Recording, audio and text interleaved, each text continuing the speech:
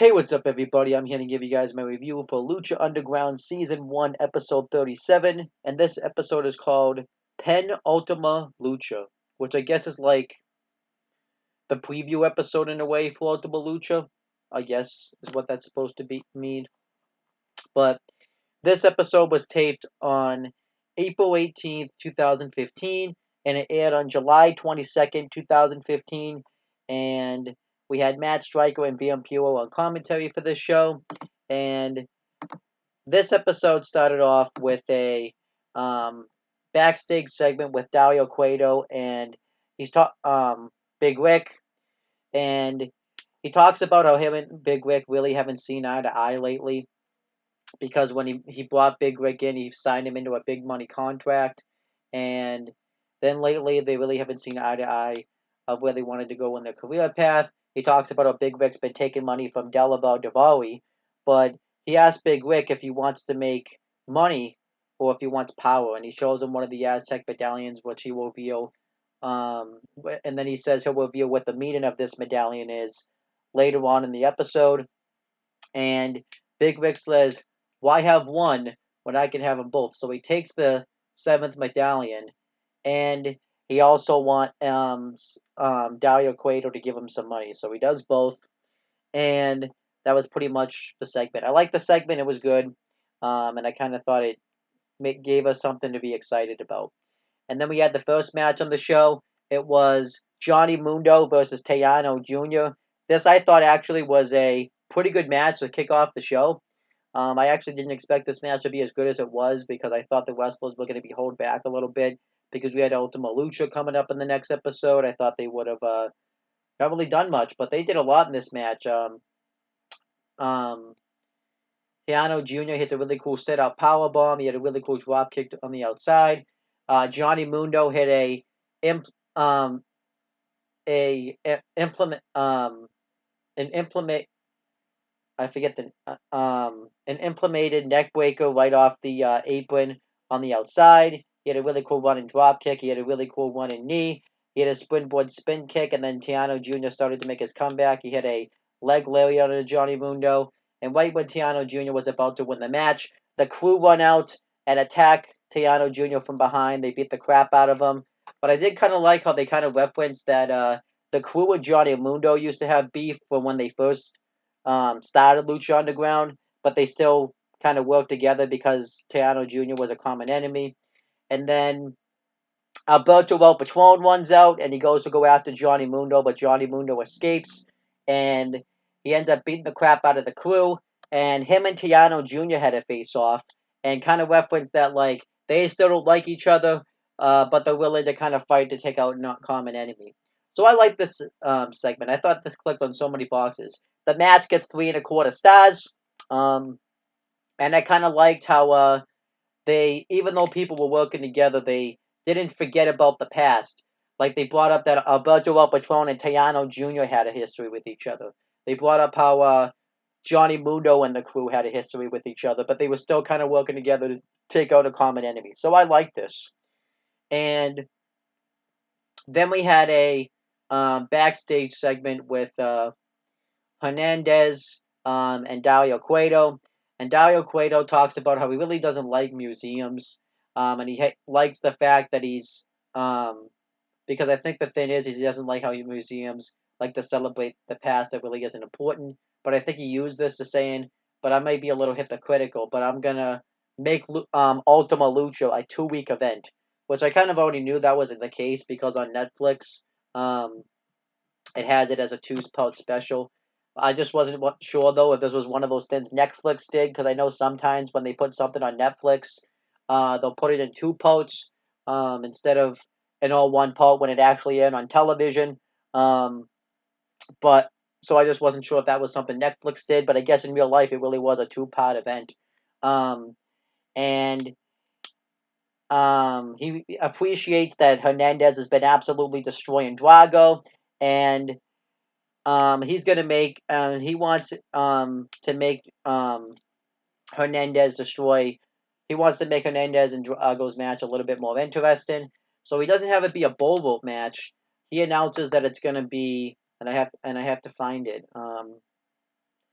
a Believers Backlash match, which pretty much means that fans are going to be pretty much lumberjacked with leather belts, and anytime they get thrown outside, the fans can whip them with the leather belts. I think that's actually a really cool concept, and I'm actually looking forward to seeing that match. I actually think that would be a cool concept. And this kind of explained because when Hernandez and Drago held the match a few episodes ago, Drago took, not Drago, Hernandez took the belt of one of the wrestling fans, so I actually kind of like this. And then we had the next match. It was the Mac versus Cage.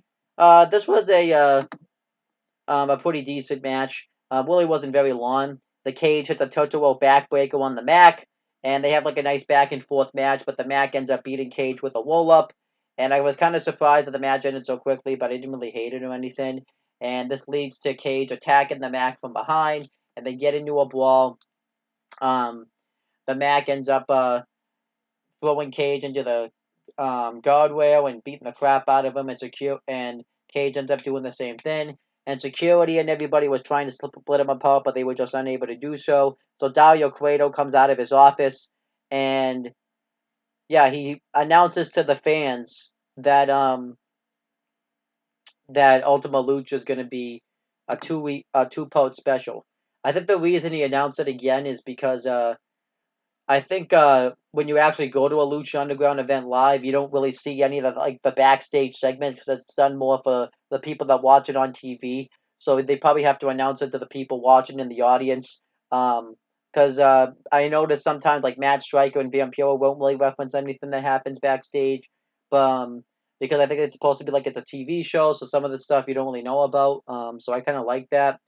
Um, but yeah, he announces that Ultima Lucha is a 2-part event, and he also announces that the Mac and Cage are going to open the show, and they're going to be in part 1, and they're going to have a Falls Count Anywhere match with each other, which I'm looking forward to that. I think that will be a nice physical matchup. And then he also said he's going to announce what the meaning is of the Aztec Medallions coming up next. So when it comes back from commercial, um, he announces what the meaning of the Aztec medallions are. Um, he says that it's going to be used for the Gift of the Gods Championship. And I like the title belt design. I know a lot of people didn't really like the belt design, but I like the belt design. I thought it was a nice belt. It wasn't a great design, but I thought it was a nice design. And what this does is this guarantees you a Lucha Underground Championship match whenever you want. There are some catches. You can't exactly get the match whenever you want. I did kind of like how he took a shot at WWE at the Money in the Bank concept, and pretty much TNA at the Feast of Fire concept, where you can't just cash in after the champion has already had a match and stuff. You have to give him a week to promote the match. So I kind of like that. And I think that makes sense. Um, so he says that you have to be able to promote the match. And also that if you wait too long if you also wait too long to cash it in, you have to end up defending the championship um, against someone. So pretty much, when you win this title, you'll probably want to cash it in as fast as possible, or else you'll lose it. Now, I have a feeling you could say, well, why wouldn't the guy just cash it in right when he wins it? I have a feeling there's going to be a catch like Dario Cueto. Um, a babyface could win it, and Dario Cueto will make the guy defend it every week, just because they have nice storylines. And if a heel wins it, he'll probably announce his that'll cash in the next week. So this can lead to us a lot of interesting stuff, because um, then he talked about the Aztec medallions. The Aztec medallions, when all 7 of them get put in, it's pretty much like a medallion, and you insert it into like the match and part of the championship. And what happens is, when the title's already been cashed in, um, then it restarts. Everybody has to win the Aztec medallions, and they go into like a, because they announce it's like a 7-way match for the title, so they'll go into another 7-way match for the championship. So I kind of like this concept. I think this is a really nice concept. It's kind of like, even though it's kind of based off the Money in the Bank idea, it's kind of like Lucha Underground kind of taking this and doing their own thing with it. I like it. I think it's really cool. Um, So he has all the superstars, or I should say all the luchadors, come out and that have won the medallions and put it in the title, the championship belt. So the people that have won the medallions, I'll just announce them. Um, Bengala, King Quano, Sexy Star, Big Rick, Jack Evans, and Aerostar. And they all come out and put it in the championship belt and leave. But there was one problem. That was only 6 luchadors I mentioned. And he talks about Phoenix. Because he said that since Phoenix got taken out by Mil Muertes, and we haven't seen him since, he vacates Phoenix of his medallion, and he makes a 10-man battle royal for Phoenix's medallion. But this isn't going to be like a traditional battle royal. It's pretty much like the gauntlet match that TNA does. What's it called? Yeah, it's called a gauntlet match where they have like a Royal Rumble. But when it gets down to the last 2 superstars, it leads. The only way to win is by pinfall or submission. So pretty much, it's a battle royal, but but when it comes down to the last 2 superstars, the only way to win is by pinfall or submission. And then who comes back? None other than Phoenix, which I actually kind of popped for because I didn't think he was going to come back, considering the fact that he was just stripped of his medallion. So then Dario Cueto tells him that he's a little late to the party, and um, announces that he has to that he can enter the battle royal um, and wrestle for the medallion. So we had the battle royal for the Aztec Medallion. It was Phoenix versus Argenis versus Delaval Davawi versus Famous B versus Killshot versus Marty the Moth Martinez versus Masquerita Sagrada versus Ricky Mandel versus Superfly versus Vinny Marsario. So it was pretty much everybody that really didn't have a match at Ultima Lucha. I guess I should have just said that, but I wanted to be specific. So I like this battle royal. Famous B had a really shined a lot in this match. He ended up hitting a pedigree, I believe, on um, Vinny Marcello, but I don't remember. And Matt Striker kind of took a shot at WWE again by saying that wins matches every Monday night. So I like that. Um, and Ricky Mandel tries to eliminate Famous B. Famous B ends up eliminating him. And then Killshot gets on a roll. He starts hitting on a lot of his big famous moves. He ends up hitting his rolling cutter on somebody. I forget who it was because there was so many people in the match. And he ends up getting eliminated by Delavar Davawi. Um, and then Masquerita Sagrada ends up eliminating Superfly with like a Hurricanrana, but because he's so small, he knocked himself out of the ring, which I thought was kind of funny. Vinny Marcello got eliminated by Famous B, I believe. I don't really remember exactly who he got eliminated by. And then it came down to the last 4 superstars. Um, after everyone had been eliminated, it came down to Phoenix, Marty the Moth Martinez, or Hennis was eliminated first. I forgot to mention by Famous B, which I was kind of surprised about actually, because he's been kind of he hasn't been like an A star that they focused a lot around, but he has gotten more shine than Famous B. But it comes down to the last 4 superstars. It's Phoenix, Famous B, Marty the Moth Martinez, and Delavar Davawi. I was kind of surprised. I thought Famous B looked very impressive in this matchup. Um, I was kind of surprised to see like that he got to be the final 4. But he gets double teamed by Delavar Davawi and Marty the Moth Martinez, and he gets eliminated. And then Phoenix eliminates Delaval Davawi. So then it's down to Phoenix versus Marty the Moth Martinez. And they go at it for a little bit. And eventually Phoenix beats Marty the Moth Martinez with a roll up.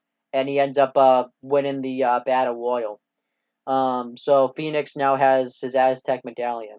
I like the match and all, but it was really weird that you just took the Aztec Medallion off of Phoenix just to put it right back on him. But really, if you think about it, it really made sense because really Phoenix was the only guy that really could win this match. He's been so well promoted in Lucha Underground. Um, you really couldn't take the championship. You really had to put him on the Ultima Lucha. So yeah, I like this though. It was fine. Good match though, 3 stars, and it was kind of a way, and at least they had like a out for it because Dario Cueto always makes people jump through obstacles, because he was kind of doing the same thing with Phoenix. So I like this. Then we had the last thing on the show. Well, they went over the Lucha Underground. They went over the Ultima Lucha card. I'll go over it myself at the end and give my predictions for the show. I'm not going to do my own video on it because the shows happened 3 years ago.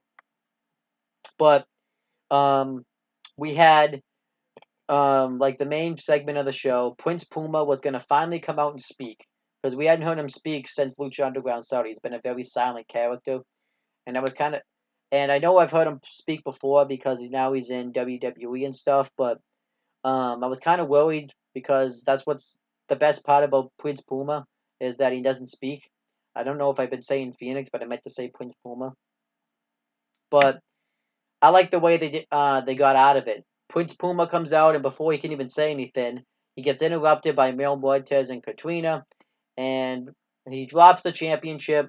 He challenges Mil Muertes to come down and fight him, and Katrina holds up the stone, and the Disciples of Death come out and they attack Prince Puma from behind, and they beat him up, but Prince Puma was able to fight him off. He hits an enziguri on a couple of them. I don't know which one is which, so I have to just kind of guess. And then he hits a flip dive, taking out all 3 guys. And then he challenges Mil Muertes to come down and fight him. And Mil Muertes actually ran out and fought him. I thought that was kind of cool, because normally in a situation like that, the heel normally backs down, but that didn't happen this time. And Prince Puma takes out Mil Muertes. He ends up hitting a enziguri on him, and then he ended up laying him out with a 630, and Prince Puma stands tall. So this makes me think that Prince Puma might lose the Lucha Underground Championship at Ultima Lucha. But obviously that's TBD. I'm not sure if that's gonna happen or not. But that was pretty much this episode of Lucha Underground. And I thought this was a really good episode. I thought this really did a good job of setting up Ultima Lucha on the next episode. So I liked it. I thought it was really good. I'm gonna give it a C plus. I didn't really expect a lot, but I was definitely amazed. So C plus, 7.5 out of 10, and that's pretty much my review. So I liked it. I liked the Battle Royal. I liked the announcement of the Gift of the Gods Championship. I liked the Mac versus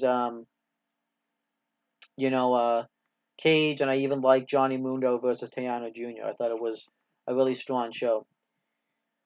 But now, before I end this video off, I'm going to do my predictions for Ultima Lucha.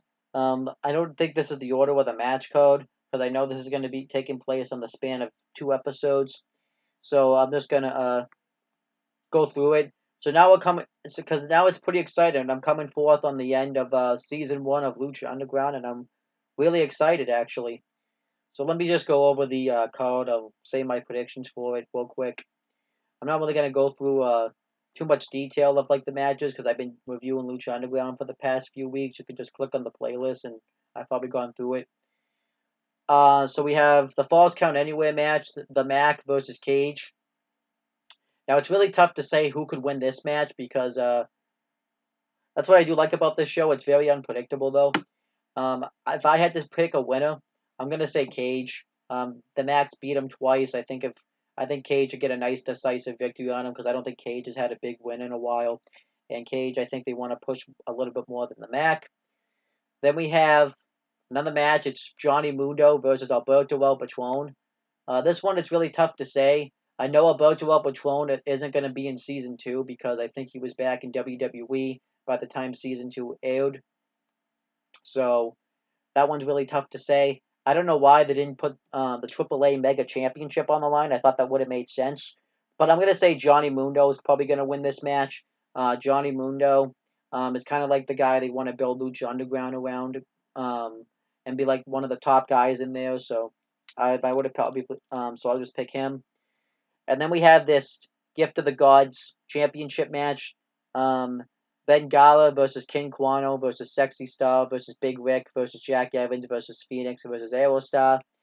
This one's also really tough to say who could win because it really could be any of these luchadors. I don't think it's going to be, though, Bengala, just because um, he's really too new for this to be in this spot. Jack Evans, same thing. I don't really think it's going to be Aerostar either. I think if I had to say out of the four, it's either going to be Big Rick, King Quano, Sexy Star, and Phoenix. Because since Lucha Underground has started, they've been really pushing all those four superstars. King Quano has been in all the big spots. He's been on all the big feuds. So I could see him winning this match. Sexy Star. Um, Everybody seems to like Sexy Star, and she's also in the Lucha Underground original, so I could see her winning. Big Rick is aligned with Dario Cueto, and he's been kind of, mainly pushed, and then obviously Phoenix had that really good feud with Mil Muertes, and he's had some really killer match with the Prince Puma for the Lucha Underground title, so really it could go either way. If I had to pick a winner, I'm going to probably pick Phoenix. I just see Phoenix getting a nice big win here. I think it'd be cool, actually. So I'm going to pick Phoenix. But it really could go either way between Phoenix, Big Rick, Sexy Style, and King Quano. I kind of want King Quano to win because I really like King Quano. I think he's been great in Lucha Underground, but I don't think that's going to happen. Then we have Tiano Jr. versus Blue Demon Jr. I don't really see any other outcome besides Tiano Jr. winning. I think this should just be Blue Demon Jr. is kind of a veteran. He should really be putting over Tiano Jr., so that's my thoughts there. Then we have the Lucha Underground Trios Championship match. Lucha Underground Trios champion Son of Havoc, Ivelisse, and Angelico versus the Disciples of Death. The Disciples of Death should win. They're a really strong trio, and I think they could do a lot of really innovative stuff with them as champions. So I'm going to say they win. Then we have the Believers Backlash match. Drago versus Hernandez.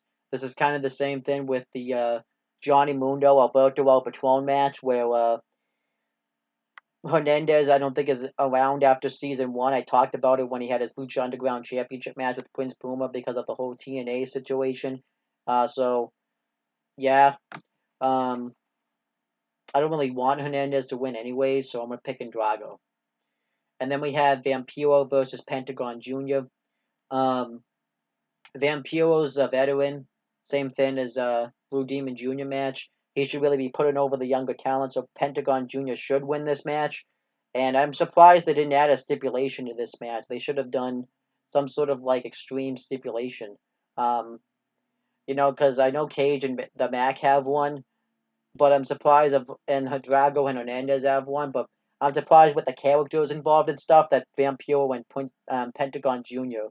as it doesn't have a stipulation. So I'm wondering if that's going to be fixed in the next episode because that cannot be a non-stipulation match. Then we have the main event. It's a Lucha Underground Championship match. Lucha Underground Champion Prince Puma versus Mil Muertes. Now this one's really a tough one to call because you have Prince Puma who's been the Lucha Underground Champion for a while. Since Aztec Warfare, I don't know. So that was I'm just gonna check real quick. So that was since January 7th. That was since episode 9, and now we're about to enter episode 30. So it's really tough to say who could win this match, because it really could be either of them. Mil Muertes has been built as this dominant monster that can't be stopped, especially when you got reincarnated and stuff. And Prince Puma has been this longest reigning champion. So I'm gonna say, and what would be a weird thing is if you still could have I think Mil Muertes, since Lucha Underground will go off the air, you won't really get to see the story play out. But I think you should give people a reason to want to watch the next season, even though it's already happened. I'm just talking as if it's never happened before.